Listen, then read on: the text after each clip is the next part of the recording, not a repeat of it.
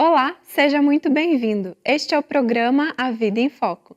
A sociedade tem muitas perguntas. O Espiritismo tem respostas para os desafios da existência humana. Nosso programa levará você a refletir sobre as questões profundas que a vida nos propõe.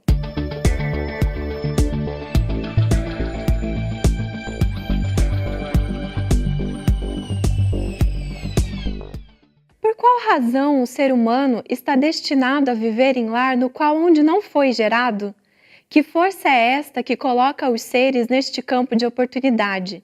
Que experiências se podem tirar desta relação? Há interferência de ordem espiritual para isso acontecer? Estas e outras perguntas serão respondidas na entrevista de hoje, que tem por tema Visão Espírita da Adoção. Acompanhe também no programa A Vida em Foco curiosidades, crônica, o Espiritismo Esclarece e, por último, a presença de Haroldo Dutra Dias no quadro Pérolas do Evangelho. Você é nosso convidado especial. Fique conosco. Fique agora com a crônica da semana. Dia destes fui a um espetáculo de circo muito belo, por sinal.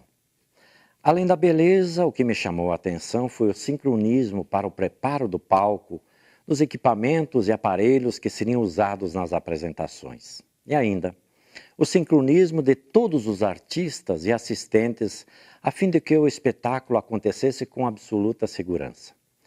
Prenderam a atenção de todos os malabaristas com as argolas e seus instrumentos, como também os acrobatas que nas evoluções como que brincavam com seus parceiros, embalando-se nas balanças e trapézios. Tudo tão ajustado de modo a arrancar suspiros de apreensão e suspense dos espectadores. Apesar das redes de proteção, contudo, um erro provocaria uma queda inevitável. Que maravilha aquele espetáculo que só foi exitoso por conta da aplicação nos treinamentos sucessivos para que o sincronismo fosse perfeito, sem o que o risco à vida e o insucesso do espetáculo seria fatal. Tanto esforço para que após o espetáculo possam receber os merecidos aplausos. Com o espírito, de certa forma, também se dá o mesmo. Para vir ao palco da vida pela reencarnação, a fim de viver a sua experiência exitosa, precisa se preparar muito. Todos nascemos e renascemos para acertar. Exercitar-se na interação com os outros de tal forma que o sincronismo seja perfeito. Sincronismo que reflete confiança, respeito, responsabilidade entre os atores do espetáculo, que não é o de um circo, e sim o da vida. Firmar propósitos bons e se aplicar no bem é o desafio. A engenharia sideral entrega aos espíritos superiores, governa o sincronismo encarnatório, colocando os atores juntos com os parceiros a fim de que um apoie o outro. Apesar da rede de proteção, ainda assim há grandes riscos de quedas.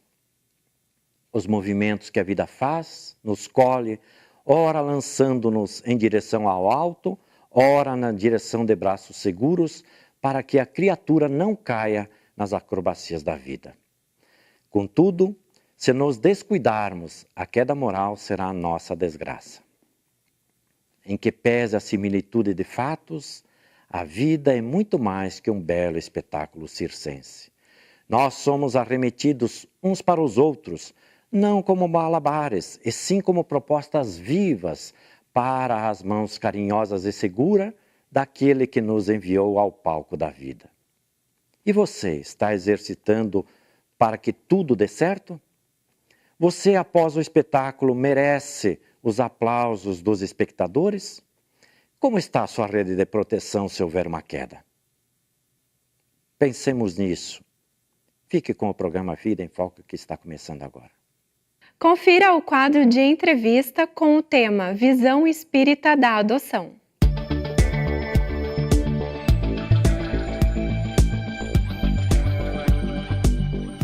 Olá, é bom ter você novamente conosco em mais um programa A Vida em Foco, no nosso quadro de entrevistas ou bate-papo, porque a sociedade tem muitas perguntas E o Espiritismo tem as respostas profundas para a solução dos diversos enigmas da existência.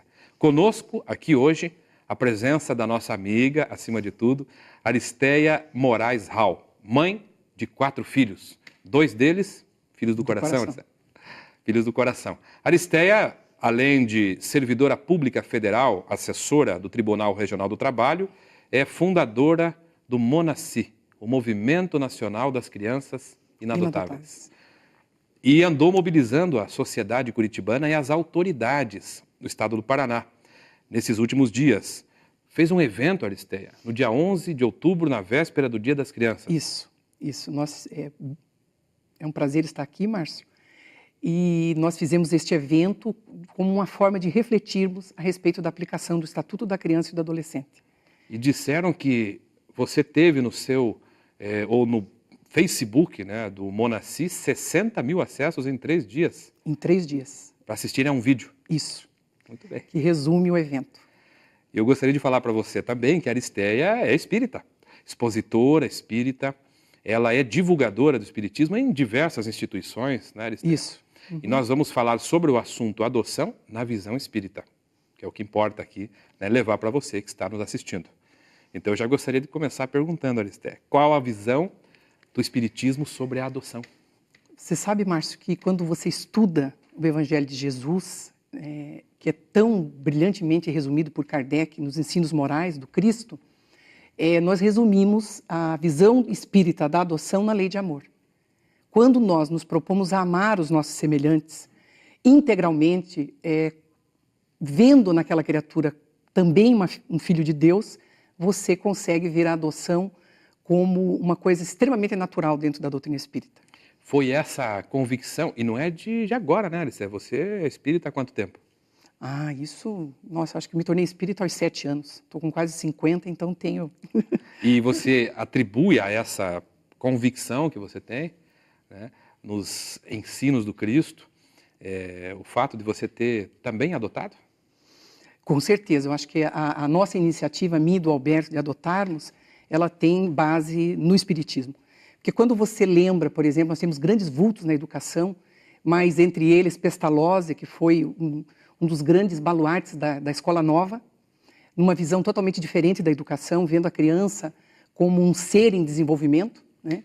Então, você vê a importância dessa visão espírita de ver a criança como um ser reencarnante e ser o lar, o ambiente propício e adequado para o desenvolvimento da criança e do jovem. Então, essa é a visão que a gente tem. E o exemplo prático, você sabe muito bem, que Divaldo, né, é um exemplo de amor aos semelhantes, tendo adotado mais de 600 crianças. E a própria prece de gratidão, né, fala da mão que embala sem receio o corpo de um filho alheio. Então, é essa visão que nós trazemos da adoção. Isso, você fez menção a Divaldo. No nosso primeiro programa, fizemos uma homenagem a ele, mostrando exatamente a sua função de educador. Nós assistimos, muito bonita, belíssima. Isso, 600 filhos registrados em seu nome, né? É impressionante mesmo. E o incrível é que mesmo dentro do movimento espírita, às vezes, né, quando nós tivemos a iniciativa da adoção, porque nós queríamos inicialmente a adoção de 4 meninas portadoras de HIV, e como essas adoções não se consolidaram, nós adotamos os nossos filhos no Rio de Janeiro, o Matheus com 14 e a Daniele com 10. Você adotou um filho já com 14 anos de idade? Com 14 anos. E digo para você, Márcio, que é uma experiência maravilhosa, porque, inclusive, aquele medo, né, o medo que as pessoas têm de adotar, que a gente possui aquele medo, como se nos filhos biológicos nós tivéssemos controle do comportamento ético-moral da pessoa. Só por conta de uma questão genética. A gente Só já por conta fala de uma sobre questão ela genética, daqui a pouquinho, né? E você também adotou uma menina com 10 anos, né? Com 10 anos. Então, eu digo para você que é tranquilo, né? Tem desafios, como todo relacionamento humano, mas nada que não seja superado por essa visão que a doutrina espírita nos instrumentaliza, que é a visão da parentela espiritual. Fale mais sobre isso, Alice. A parentela espiritual, aquela parentela que não está vinculada aos laços consanguíneos, que não são, na realidade, os duradouros. Porque a visão que o Espiritismo nos traz da vida, através da reencarnação, é que nós temos vinculações por várias existências. Eu nunca posso esquecer que quando eu comuniquei o Divaldo da adoção dos nossos filhos, ele disse, né, Aristeia, um gesto maravilhoso. Ele disse a concretização de uma era nova, porque quando nós nos dispomos a adotar, nós estamos influenciando positivamente a sociedade, tirando de abrigos que, ainda que sejam bons, Márcio, nunca vão atender, como diz Vinícius, Pedro de Camargo, na Seara do Mestre, na Escola do Mestre. Dois livros. Dois livros dele, de Vinícius, Pedro de Camargo. Ele nos diz o seguinte, que os abrigos, os asilos, eles atendem o aspecto material da vida da criança, mas nunca o moral. O moral, só o afeto, né? Só o investimento, e nós temos o exemplo desse investimento afetivo em Jesus, que ele há 2000 anos investe afetivamente nas nossas almas, para que nós possamos compreender esse sentido de servir ao outro e da caridade, quando nós falamos da caridade em ação, né? Que é, na realidade, o que é a caridade em ação? O amor. O amor na prática. E não apenas na falação dos textos bíblicos. Então, você recomenda que as pessoas realmente adotem? Olha, na realidade, nós estivemos participando em Minas Gerais de um congresso, Márcio, e na visão espírita a gente não só recomenda, né? A gente diz que nós deveríamos ser os primeiros a ter este gesto. Muito bem, Esther. Diante dessas considerações, né, que você fez sobre reencarnação, as vinculações, pelo que eu percebi, a questão genética, que é extremamente valorizada, né, ela perde a importância. Perde totalmente. A genética, se você pegar várias questões do livro dos Espíritos, e principalmente do Evangelho, quando ele fala também dessa parentela, você vai observar que nós não devemos ter nenhuma preocupação a respeito disso. Porque mesmo que você não tenha vinculações afetivas com esse espírito que vem para o seu lar, você está ampliando os seus laços de fraternidade. E a gente vê através das obras espíritas de Joana de Ângeles, de André Luiz, Filomena de Miranda, que todos esses espíritos nos falam dessa solidariedade que rege o universo. Então, quando você abre o seu coração a se dispor a atender às necessidades do semelhante de forma integral, né, Márcio? Porque o Espiritismo ele é pródigo em ações voltadas à vivência da caridade, né, principalmente da promoção social.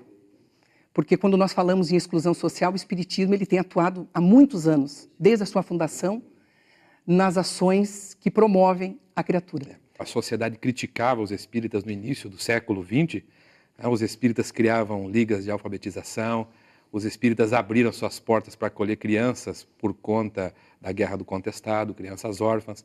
Então já vem atuando silenciosamente nesses últimos 100 anos, pelo menos. A gente vai fazer um intervalo, Aristeia, e já volta, porque nosso tempo é curto, mas o assunto é muito bom. A gente já volta.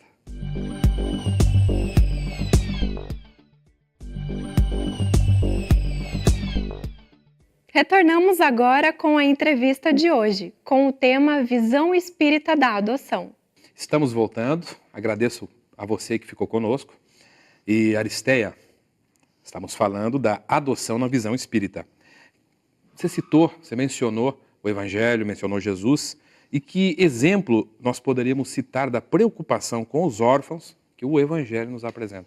Só queria fazer acrescer, Márcio, na minha resposta a respeito da genética, que a gente poderia discutir isso com um pouco mais de tempo, mas apenas remeto os nossos telespectadores à questão 203 e 207 do Livro dos Espíritos, que falam, né, que os pais transmitem apenas o aspecto genético, mas nunca moral dos seus filhos. É por isso que nós não deveríamos ter essa preocupação de acharmos que o nosso filho adotivo ele teria menos qualidade do que o filho nascido de forma biológica. Porque, na realidade, se você não transmite, né, nós sabemos muito bem que filho de peixe, peixinho, efetivamente não é. Ele vai ser, dependendo do investimento, como disse Kardec, que você dispensar a educação do seu filho, através da sua presença, né, e dos valores éticos, morais que a gente transmitir. Então a gente tem visto aqui quanto mais a gente aproveita esse período da infância, quando a gente tem uma ascendência, com certeza, e encontra o espírito responsivo também aos esforços educativos. Sim, as obras de André Luiz falam, né, da questão até 7 anos de idade, mas hoje eu vou dizer para você o seguinte, que nós sempre somos seres que estamos aprendendo. Como disse o professor Ney Lobo, né, a respeito da desencarnação de Goethe, no momento que ele estava desencarnando, era hábito da época acender uma vela ao espírito que partia. E não tinha nenhuma vela. As pessoas que estavam em volta de Goethe não tinham vela, não tinham nada. Então a serviçal da casa correu ao fogão de lenha e conseguiu uma borra, um pedaço de carvão e foi então. E Goethe, quando olhou aquilo, ele disse, morrendo e aprendendo. Ok. Quer dizer que nós sempre temos a oportunidade de aprender. Do exemplo do Evangelho. O exemplo do Evangelho. Você sabe que eu fiz uma releitura, até por indicação do Divaldo, né? Ele disse que a gente sempre deve ler obras que nos lembrem dos primeiros cristãos. E uma das obras basilares é Paulo e Estevão. É uma obra psicografada por Chico Xavier. por Chico Xavier. Inspirada pelo Espírito Emmanuel. Emmanuel, escolhida a primeira obra, né, do século, né? Acho que entre as classificadas. E é uma obra maravilhosa porque fala da Casa do Caminho, né, próximo a Jerusalém, que os discípulos, quando sentiram a ausência do mestre, que a gente não tem nem condições de avaliar essa ausência, né, o vácuo que Jesus deixou no coração dos discípulos, eles encontraram Jesus se doando às pessoas do caminho. Então, eles começaram a ser conhecidos como os homens do caminho. E na Casa do Caminho existiam, então, as crianças órfãos. E é belíssimo o momento em que Pedro vai ser preso por Saulo, naquela perseguição que ele deu início, e os órfãos ficam ao redor de Pedro e dizem: meu pai, como nós ficaríamos aqui sem você? Né, que encontraram no coração daquele homem, porque a gente, quando fala em adoção, Márcio, hoje as adoções elas têm ocorrido até de pessoas solteiras, mas pessoas que são dispostas e que compreenderam, então, esse trabalho maravilhoso que nós podemos efetuar, sendo copartícipes na criação dessa nova era que nós tanto desejamos. Uma curiosidade só, antes de fazer mais uma pergunta sobre o Espiritismo, como sendo obra de educação e a responsabilidade que nós temos. Quantas crianças há hoje nessa situação? Olha, na realidade... Crianças para serem adotadas e crianças consideradas inadotáveis, né? É uma das bandeiras do Monaci. O movimento nasceu por essa nossa perplexidade, Márcio, na aplicação do Estatuto da Criança e do Adolescente, que é uma lei modelar. Ela completou 21 anos de existência, mas infelizmente nós temos uma dificuldade muito grande de colocar em prática. Porque como a Declaração Universal dos Direitos do Homem, ela tem por base o Evangelho de Jesus, nós sabemos muito bem disso, ela é inspirada no Evangelho de Jesus. A mesma coisa, as leis progressistas que nós estamos conseguindo implantar na Terra, ainda, vamos dizer, de forma teórica. Mas nós precisamos lutar como discípulos de Jesus, como religiosos, né, no sentido profundo da palavra, nesse sentimento de nos religarmos com Deus, que é realmente nós nos preocuparmos na prática com os excluídos. Porque quando nós estudamos, por exemplo, as obras de Joana de Ângeles, nós vamos compreendendo que Jesus optou por aquelas pessoas que ninguém queria dentro da sociedade. Os obsediados, os leprosos, os órfãos, as pessoas de uma vida... Todos os tipos de pessoas eram aceitas naquele coração compassivo, que vem nos ensinando que nós podemos, né, foi tão brilhantemente falado sobre a questão da depressão, e quando nós achamos um motivo de existir, esse motivo existencial transcendente, você não tem depressão, porque não dá tempo. É assim que você muita roupa, muita coisa para você fazer. Para se preocupar. Para se preocupar. Muito bem. Eu gostaria que você falasse, então, Aristeia, sobre o Monaci, o Movimento Nacional das Crianças Inadotáveis. Explore um pouco mais, fale um pouco mais para as pessoas poderem conhecer, acessar, compreender. Compreender, né? Compreender, Márcio, que o nosso trabalho é um trabalho voltado à vivência evangélica. O Monaci, ele nasceu desse desejo, dessa compreensão que nós retiramos da doutrina espírita, de nos preocuparmos com o nosso próximo, e de um exemplo que eu falei para o Divaldo isso pessoalmente, desse exemplo maravilhoso da vida do Divaldo, que não podemos esquecer, né, que ele começou a Mansão do Caminho há 60 e poucos anos, né? 61, né? 61 anos, e tendo adotado solteiro 600 crianças. Eu conheci, Aristeia, um dos primeiros filhos que ele adotou, se não foi o primeiro, o Edilton, que é médico, está lá até hoje contribuindo, coordena o grupo de juventude, né, e faz visitações ao bairro Pau da Lima, atendendo senhoras que foram abandonadas, negligenciadas. É um dos filhos dele. O outro que me recebeu no aeroporto, quando nós fomos visitar. Então, é inspirador. E isso te inspirou também, Aristeia? E isso me inspirou, com certeza. E você daí supera, Márcio, você supera medo, sabe? Não tem, Márcio, o que supere a satisfação, a alegria do teu filho vir te beijar na hora que ele vai se deitar. E que nós podemos, Márcio, em casa, fazer com nossos filhos o Evangelho e passar a eles a visão que a doutrina espírita nos traz, de não olharmos para trás. Porque todos nós temos dificuldades a serem superadas. E não é porque ele nasceu daquela forma mais atribulada que ele é um ser que não esteja dentro da seara de Jesus e desse olhar compassivo que o Mestre acolhe a todas as pessoas. Então, o Monaci é um movimento nacional das crianças inadotáveis, não é um movimento que visa qualquer perturbação social, pelo contrário, é um movimento que visa, Márcio, que nós tenhamos uma participação mais efetiva dentro da sociedade, discutindo então a aplicação efetiva da lei, né, de proteção à criança, e que a criança entre nos abrigos, mas não envelheça lá dentro. E você acha que tem conseguido isso? Eu acho que nós conseguimos muitas vitórias, várias portas estão se abrindo. Acho que nós temos que conscientizar, principalmente o movimento espírita, dessa possibilidade que nós temos de darmos o exemplo dentro da sociedade, como nós já demos em vários setores, com várias campanhas a favor da vida, mas a favor da vida contra o aborto, contra a eutanásia, contra a pena de morte, mas também a favor daqueles que já nasceram. Você quer dar um endereço para o nosso telespectador? É www.monaci.com.br. Monaci.com.br. Fácil, É muito né? fácil. E nós temos uma petição digital também, que vai ser encaminhada ao Conselho Nacional de Justiça, com esses pedidos de aplicação da lei e de respeito à criança abrigada. Aristéia, muito obrigado pela sua participação. Eu Nosso que agradeço. tempo, infelizmente, está esgotado. E deixa um abraço para o nosso telespectador também. Muito obrigada pela oportunidade e esperamos que o assunto seja palpitante e que outras pessoas também queiram discuti-lo. Muito obrigado.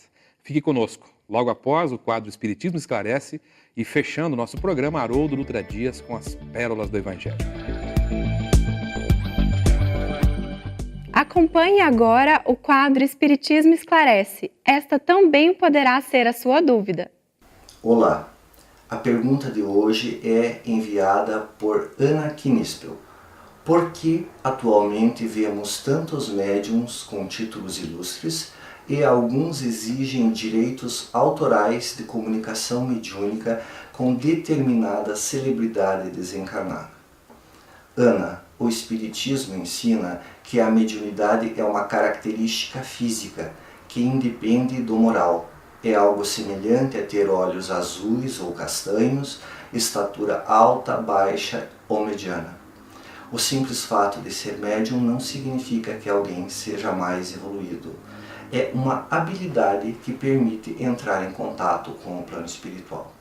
E a espiritualidade superior esclarece que, quanto ao exercício mediúnico propriamente dito, tem-se uma questão de sintonia e de filtragem. Por filtragem deve-se entender a capacidade maior ou menor de interagir com o plano espiritual. Aí prepondera o fator físico propriamente dito, o talento com o qual se nasceu. Por exemplo, um médium que não seja vidente não conseguirá enxergar o plano espiritual em caráter de regularidade. E na filtragem também se insere o preparo do médium, o material mental, fruto de seus estudos e de seus esforços, que ele fornece para que os espíritos se utilizem para se manifestar no plano físico. Quanto à sintonia, aí sim prepondera o fator moral, a vida que o médium leva. Porque os espíritos evoluídos, eles não se prestam a ser explorados por ninguém. As grandes almas se interessam basicamente pela evolução moral da humanidade. Se o médium é interesseiro e quer lucrar, essas grandes almas se afastam e o deixam livre para que ele siga o caminho que elegeu para si. Já os espíritos medíocres não se importam de ser explorados, desde que eles permaneçam em evidência. Quanto à questão da titulação, o Espiritismo não possui sacerdócio estabelecido e organizado e ele não confere títulos a ninguém. Mas uma coisa é certa: a mediunidade equilibrada apenas se exerce em clima de simplicidade e modéstia. Fique agora na presença de Haroldo Dutra Dias com Pérolas do Evangelho. Olá, pessoal!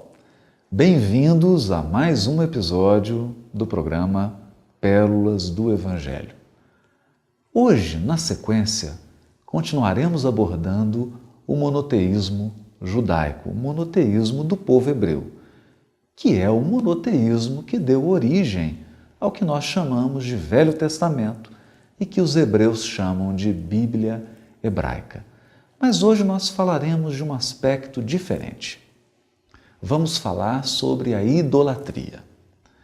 No episódio passado, nós comentávamos que o monoteísmo judaico não admitia estátuas, gravuras, figuras, nenhum tipo de imagem que retratasse o Deus único, o Deus Criador de todo o universo. Pois bem, o povo hebreu vivia cercado de outros povos, e esses povos costumavam adorar deuses, deuses que representavam, na sua maioria, forças da natureza. Então, naquela época, era comum adorar-se a deusa da fertilidade, deusa da agricultura, deusa da sabedoria, o deus da riqueza, que é Mamon, e vários outros deuses, para vários aspectos da vida natural e da vida social. Os povos construíam deuses, imaginavam a sua forma, que geralmente era semelhante à forma humana, ou era uma mistura da forma humana com a forma de algum animal, e construíam templos, estátuas, representações iconográficas, ou seja, imagens desses deuses.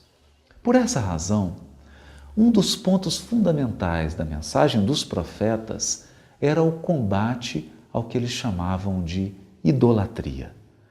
Adorar outros deuses era chamado de idolatria. Mas não nos enganemos, não se trata apenas da adoração a imagens. O que se combatia era a adoração a qualquer força da natureza, seja ela exterior ou interior. Adorar potenciais anímicos do ser humano ou adorar força da natureza era considerado idolatria, porque a criatura poderia somente amar e adorar ao Deus único. Toda vez que ela se encantava com uma força natural, ou toda vez que ela se encantava com um potencial dela mesma, isso era tido à conta de idolatria. Obrigada pela sua companhia. A Vida em Foco volta na semana que vem. Aguardamos você mais uma vez. Sua audiência é muito importante para nós. Divulgue este programa aos seus contatos. Temos certeza que eles também irão gostar. Você também pode ajudar a produzir o nosso programa. Participe, mande suas sugestões para contato@avidaemfoco.com.br. Até semana que vem.